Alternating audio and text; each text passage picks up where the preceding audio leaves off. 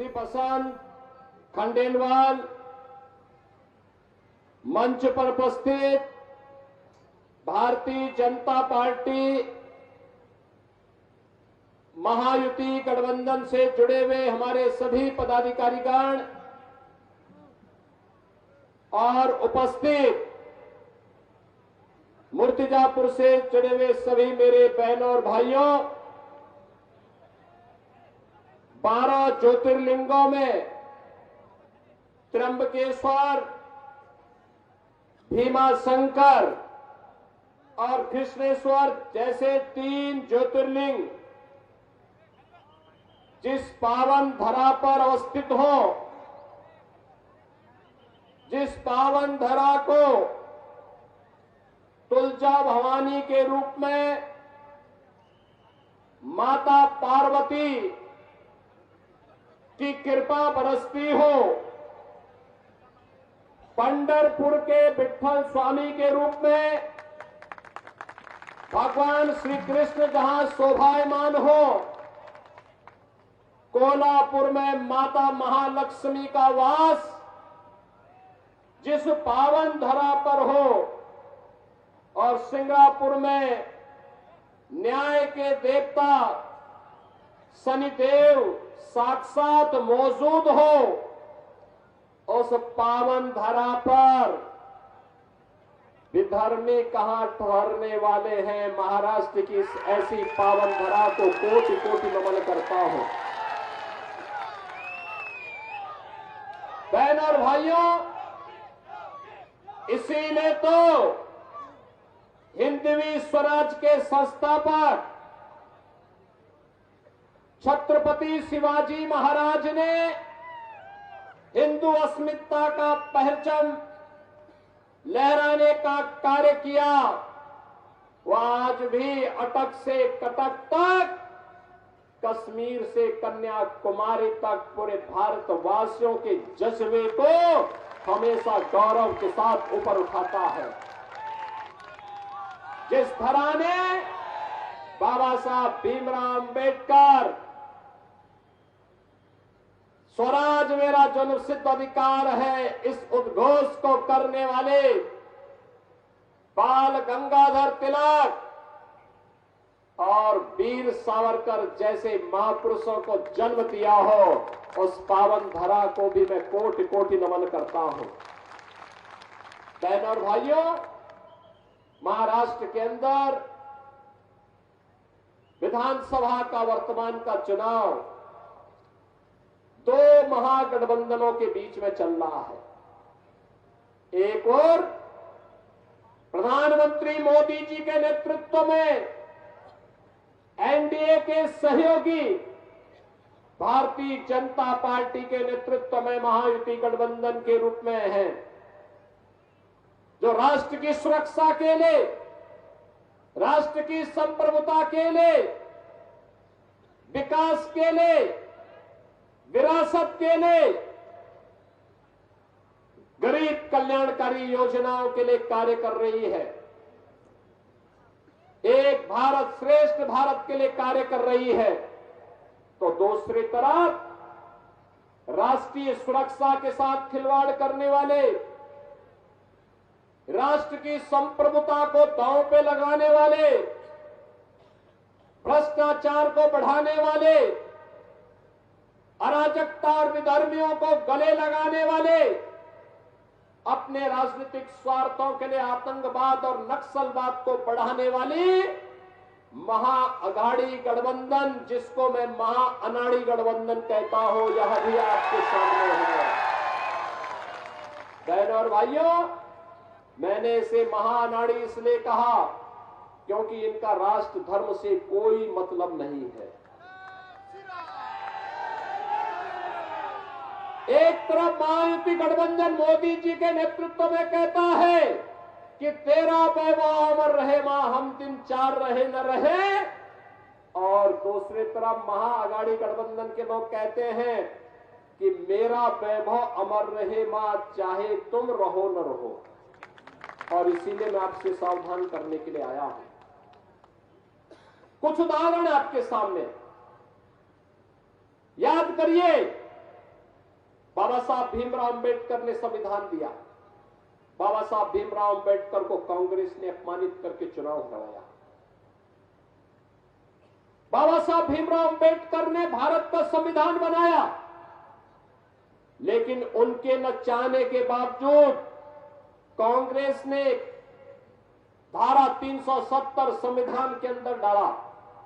धारा 370 भारत के अंदर आतंकवाद की जड़ बनी। मोदी जी आए, उन्होंने आतंकवाद की इस जड़ धारा 370 को सदैव के लिए समाप्त कर दिया। धारा 370 समाप्त।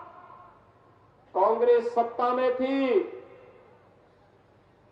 1947 से देश के अंदर सबसे अधिक समय तक कांग्रेस ने शासन किया, लेकिन बहनों और भाइयों, अयोध्या में राम मंदिर का निर्माण हो, आतंकवाद का खात्मा हो, गौ हत्या बंद हो, हिंदू मानविंदुओं की पुनर्स्थापना हो, बाबा साहब भीमराव अंबेडकर को सम्मान प्राप्त हो, बिरसा मुंडा को सम्मान प्राप्त हो, यह कार्य कांग्रेस ने कभी नहीं किया। प्रधानमंत्री मोदी जी के नेतृत्व में आज आप देख रहे होंगे बाबा साहब भीमराव अंबेडकर से जुड़े हुए पंच तीर्थ आज तीर्थ बनकर के पूरे देश और पूरी दुनिया को अपनी ओर आकर्षित कर रहे हैं। भगवान बिरसा मुंडा की जयंती 15 नवंबर को जनजातीय दिवस के रूप में मनाई जा रही है। तीर्थों के विकास के लिए जो कार्य वर्तमान में हो रहे हैं, काशी में काशी विश्वनाथ धाम, महाकाल में महालोक, केदारनाथ में केदारनाथ धाम का निर्माण, और अयोध्या में तो कहना ही क्या है। 500 वर्षों के बाद रामलला फिर से विराजमान हुए हैं। 500 वर्षों के बाद पहली बार रामलला ने अपनी जन्मभूमि पर होली भी खेली और दीपावली भी खेली। कौन ऐसा भारतीय होगा जिसका सीना चौड़ा न हुआ हो जब रामलला होली खेल रहे थे, जब रामलला दीपावली के उत्सव के साथ शामिल हो रहे थे। ये राष्ट्रीय स्वाभिमान यही है, हर काम देश के नाम। आज पाकिस्तान भी भारत की सीमा के अंदर घुसपैठ करने का दुस्साहस नहीं करता। याद करिए, कांग्रेस की सरकार थी, ये महाअघाड़ी गठबंधन जब केंद्र की सत्ता में था, तब देश के अंदर कोई आतंकी वारदात होती थी, नाम पाकिस्तान का आता था। हम संसद में थे, बोलते थे कि भाई इसके खिलाफ कार्रवाई होनी चाहिए, तो कांग्रेस के नेता कहते थे नहीं नहीं ये सब मत बोलो, संबंध खराब हो जाएंगे। अरे हमारे देश की जनता मर रही है, विस्फोट हो रहे हैं, आतंकवाद तेजी के साथ देश के अंदर फैल रहा है, नक्सलवाद तेजी के साथ फैल रहा है, और तुम्हें संबंध सुधारने की चिंता है। और आज पाकिस्तान की हिम्मत नहीं, घुसपैठ बंद, पत्थरबाज बंद। आज पाकिस्तान भी जानता है भारत के घुसपैठ के अंदर घुसपैठ की कीमत क्या चुकानी पड़ेगी।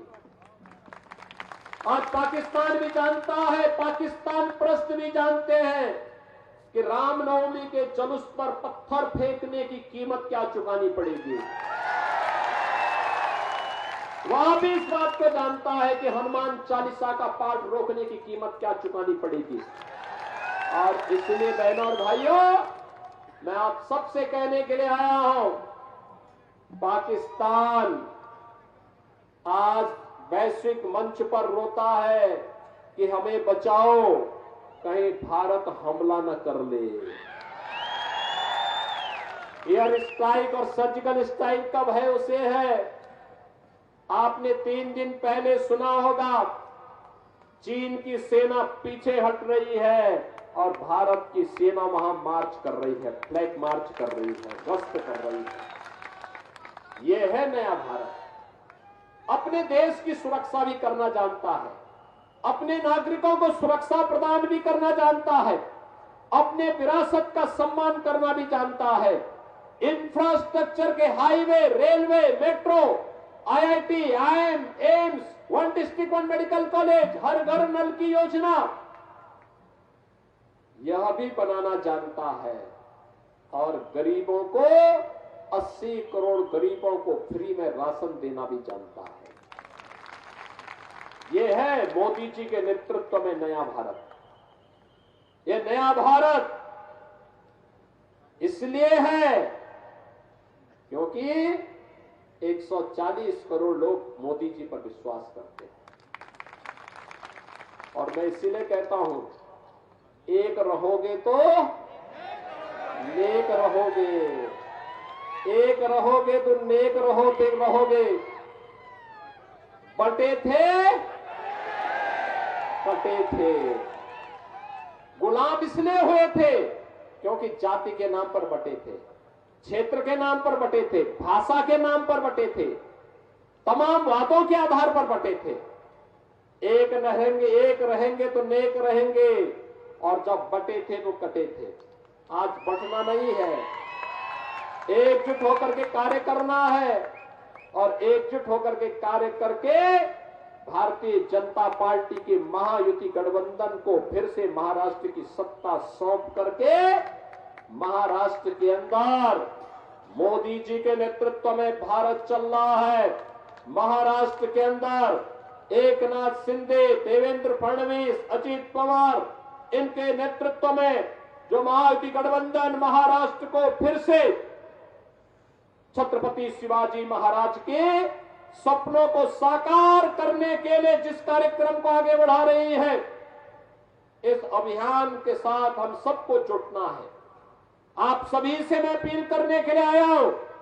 भारतीय जनता पार्टी ने श्री हरीश जी पिपले को मुर्तिजापुर विधानसभा क्षेत्र से अपना फिर से प्रत्याशी बना करके उतारा है।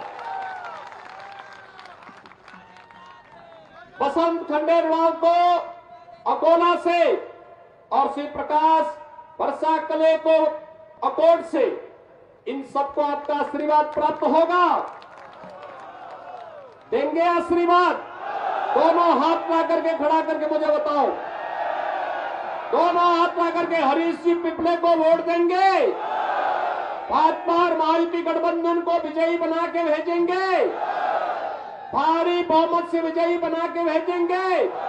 हरीश जी पिपले को चौथी बार बना के भेजेंगे ना?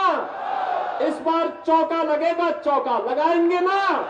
तो फिर मेरे साथ बोलेंगे, भारत माता की, भारत माता की, भारत माता की जय श्री राम, जय जय श्री राम। और ये मुख्यमंत्री योगी आदित्यनाथ को हम महाराष्ट्र के अकोला से सुन रहे थे, जहां पर चुनावी जनसभा को संबोधित करते हुए वो नजर आए। कई बड़ी बातें उन्होंने इस दौरान